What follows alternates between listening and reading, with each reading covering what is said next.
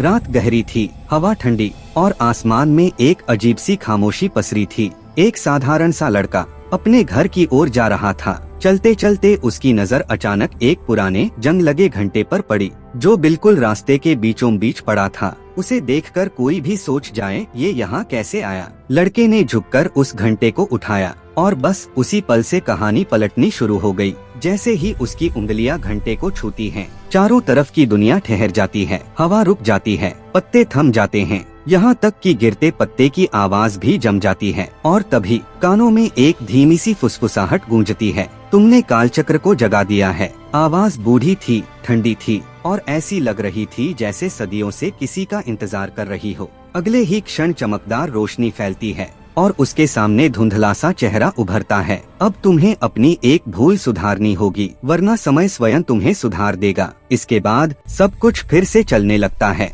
लेकिन लड़का समझ नहीं पाता कि अभी क्या हुआ। वह घर पहुंचता है, दरवाजा खोलता है और यहीं से असली मोड़ शुरू होता है। जो रात वह अभी जीकर आया था, वही रात फिर से शुरू हो जाती है। वही रास्ता, वही पेड़, वही ठंडी हवा और वही पुराना घंटा जमीन पर। यह कोई संयोग नहीं था, यह समय का चक्र था, समय का उलझा हुआ जाल। कालचक्र हर बार जब रात दोहराती है, लड़के को कोई नया संकेत मिलता है। कभी किसी पुराने दोस्त की कोई बात, कभी घर की कोई छोटी सी घटना, कभी किसी खास इंसान की एक छोटी सी गलती। जैसे समय उसे कुछ सिखाना चाहता हो। धीरे धीरे उसे समझ आता है, आज उसका लिया हुआ एक फैसला आने वाले दिनों में बड़ी तबाही ला सकता है। कालचक्र उसे रोक नहीं रहा था, उसे मौका दे रहा था, अपनी भूल सुधारने का मौका। और उसी रात जब वह अपना फैसला बदल देता है, चक्र टूट जाता है, कालचक्र फिर से शांत हो जाता है और लड़का पहली बार अपने ही समय का मालिक बन जाता है। कहते हैं समय सबसे बड़ा शिक्षक है